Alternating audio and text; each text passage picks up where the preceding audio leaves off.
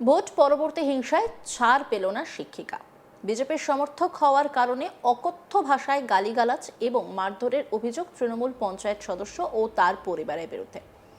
পালাবদল হতেই ভয় কাটিয়ে থানায় লিখিত অভিযোগ দায়ের করলেন শিক্ষিকা।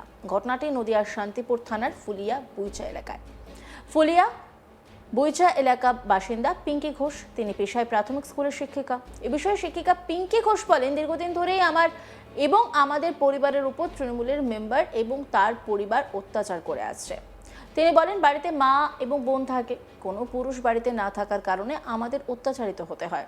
যেহেতু আমরা বিজেপির সমর্থক, সেই কারণে আমার পাশের বাড়ির তৃণমূল পঞ্চায়েতের সদস্য এবং তার পরিবার দিনের পর দিন আমাদের উপর অত্যাচার করে। একদিকে যেমন অকথ্য ভাষায় গালিগালাজ করে, তেমন মাঝে মধ্যে মারধরও করতো। আজ আমি থানায় তাদের বিরুদ্ধে লিখিত অভিযোগ দায়ের করলাম। কি বলছেন পিঙ্কি ঘোষ, শুনবো।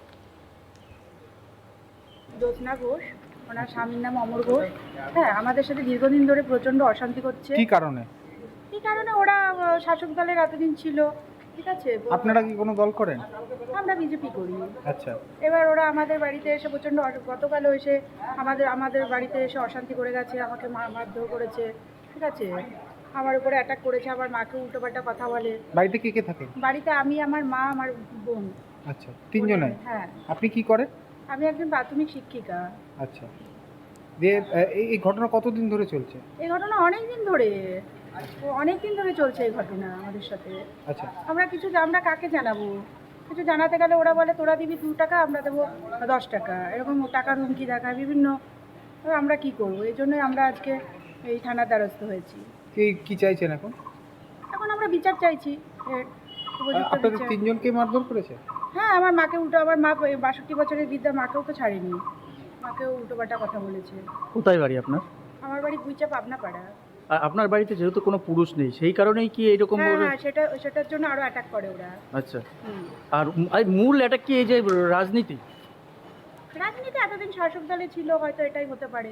এর আগে আপনি যখন এরকম অত্যাচার হতো কাউকে বলেছিলেন?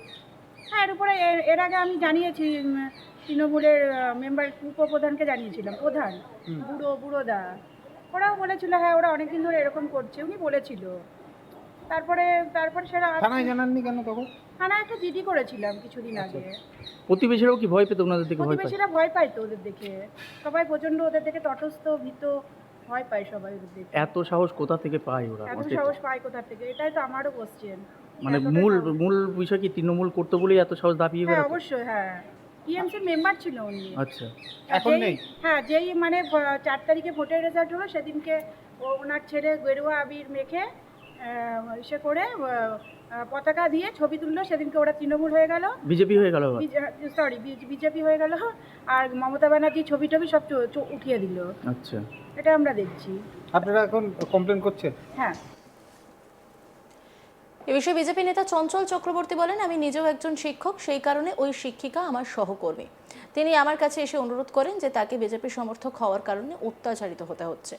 ওই এলাকার তৃণমূলের মেম্বার এবং তার পরিবার এই অত্যাচার চালিয়ে আসছে, কিন্তু এখন পালাবদল ঘটেছে, তৃণমূল আর অত্যাচার করতে পারবে না, তৃণমূলের অত্যাচার আর সহ্য করা হবে না। কি বলছেন চঞ্চল চক্রবর্তী, শুনবো। এই পিঙ্কি ঘোষ, ওনার বাড়ি বুইচা বসাকপাড়া, পাবনাপাড়া। তো ওখানে দীর্ঘদিন ধরে উনি অত্যাচারিতা হচ্ছেন এবং উনি একজন শিক্ষিকা এবং আমার কলিগ বলতে পারেন। উনি দীর্ঘদিন ধরে আমাকে বলছেন যে চঞ্চলবাবু, এই পরিস্থিতি, একটু আমার পাশে থাকুন। ওখানকার তৃণমূলের যিনি মেম্বার আছেন, জ্যোৎস্না ঘোষ, দীর্ঘদিন ধরে তৃণমূলের মেম্বার, তার ছেলে অলোক ঘোষ এবং তার স্বামী অমর ঘোষ এবং অলোক ঘোষের স্ত্রী, ওনাকে প্রতিনিয়ত ওনার ওপর টর্চার করছে, মানসিক টর্চার করছে, শারীরিকভাবে অত্যাচার করছে। এগুলো ঠিক না। একজন শিক্ষিকার যদি এই দুরবস্থা হয় তাহলে তো সেটা মেনে নেওয়া যায় না। আমি ইলেকশনের আগে ওনাকে বলেছিলাম যে ঠান্ডা থাকুন, আমরা ব্যবস্থা নেব।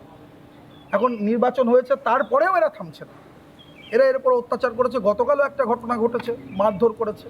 আমি বলছি পুলিশকে অবিলম্বে ব্যবস্থা গ্রহণ করতে হবে, এ জিনিস বরদাস্ত হবে না।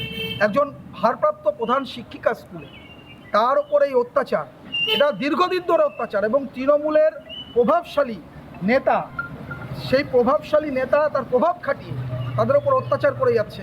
এই অত্যাচারের দিন শেষ। শান্তিপুর ফুলিয়াতে আর কেউ অত্যাচারিত হবে না, এই গ্যারান্টি আমরা তৈরি করব। তাই আজকে উনি আমাকে অনুরোধ করেছিলেন, আমি ছেড়ে দিন শান্তিপুর পঞ্চায়েত সমিতির সহকারী সভাপতি, আমি ব্যক্তিগতভাবে একজন শিক্ষক হিসাবে একজন শিক্ষিকার পাশে, আমার কলিগের পাশে দাঁড়াতে এসেছি, ওনাকে নিয়ে অভিযোগ দায়ের করতে এসেছি শান্তিপুর। যদিও এই শিক্ষিকার তোলা অভিযোগ অস্বীকার করেছেন তৃণমূল পঞ্চায়েত সদস্য সোমা ঘোষ। তিনি বলেন, এই অভিযোগ সম্পূর্ণ ভিত্তিহীন। আমরা যদি কাউকে অত্যাচার করে থাকি তাহলে 30 বছর ধরে আমি এখানে পঞ্চায়েতের মেম্বার, বারংবার মানুষ কেন আমাকে ভোট দেবে? সোমা ঘোষ কি বলছেন শুনবো। হয়ে থাকে আপনারা এই পাড়ায় পাশের বাড়ির লোক তো জানবে, আপনারা পাড়ায় গিয়ে শুনুন যে আমাদের নামে আমি যে এতদিন আছি আমার সঙ্গে আমাদের সবার সঙ্গে মিল আছে, তাহলে কোনো ঝগড়া নেই। যে ঘটনা উনি বলছেন হ্যাঁ, সব মিথ্যে, আচ্ছা, সব মিথ্যে। মানে উনি বলছেন যে আপনারা গালিগালাজ করেন অকথ্য ভাষায় এবং মারধর আমাকে পর্যন্ত দেখে মনে করেন। হচ্ছে আমি অসুস্থ লোক, আমাকে দেখে মনে হচ্ছে যে আমি গালিগালাজ করতে পারি। নার্ভের প্রবলেম আমার। আপনি তো এলাকার পঞ্চায়েত সদস্য, হ্যাঁ, তো কোন দলে? জ্যোৎস্না ঘোষ, আচ্ছা, এটা কোন দলের সদস্য? টিএমসি। কত বছর ধরে 30 বছর। 30 বছর। এই বিষয়টা কি আপনি আপনার দলকে জানাবেন যে এরকম যদি আপনাকে অভিযোগ করা হচ্ছে এই বিষয়ে? সেটা ভেবে দেখবো, আমরা এটা ভেবে দেখবো। এটা ঠিক আছে। আমরা কারোর সঙ্গে গন্ডগোল করি না। আমি যে একটা কথাই বলছি, আমরা যদি গন্ডগোলই করবো আমাকে কেন দেবে ভোট? বলেন কেন দেবে লোকে? একদমই। অবশেষে এদিন নিরুপায় হয়ে আবারও পিঙ্কি ঘোষ নামে এই শিক্ষিকা শান্তিপুর থানায় অভিযুক্ত ওই তৃণমূল পঞ্চায়েত সদস্য এবং তার পরিবারের বিরুদ্ধে লিখিত অভিযোগ দায়ের করেন। অভিযোগের ভিত্তিতে তদন্ত শুরু করেছে শান্তিপুর থানার পুলিশ। অভিযোগকারী কি বলছেন শুনবো। জ্যোৎস্না ঘোষ, ওনার স্বামীর নাম অমর ঘোষ। হ্যাঁ, আমাদের সাথে দীর্ঘদিন ধরে প্রচণ্ড অশান্তি করছে। কি কারণে? কি কারণে? ওরা শাসক দলের এতদিন ছিল, ঠিক আছে। আপনারা কি কোনো দল করেন? আমরা বিজেপি করি। আচ্ছা, এবার ওরা আমাদের বাড়িতে এসে প্রচণ্ড গতকালও এসে আমাদের বাড়িতে এসে অশান্তি করে গেছে, আমাকে মারধর করেছে, ঠিক আছে। আমার উপরে অ্যাটাক করেছে, আমার মাকে উল্টোপাল্টা কথা বলে। বাড়িতে কে কে থাকে? বাড়িতে আমি, আমার মা, আমার বোন। আচ্ছা, তিনজনে? হ্যাঁ, আপনি কি করেন? আমি একজন প্রাথমিক শিক্ষিকা। আচ্ছা, দিয়ে এই ঘটনা কতদিন ধরে চলছে? এই ঘটনা অনেক দিন ধরে চলছে এই ঘটনা আমাদের সাথে। আচ্ছা, আমরা কাকে জানাবো?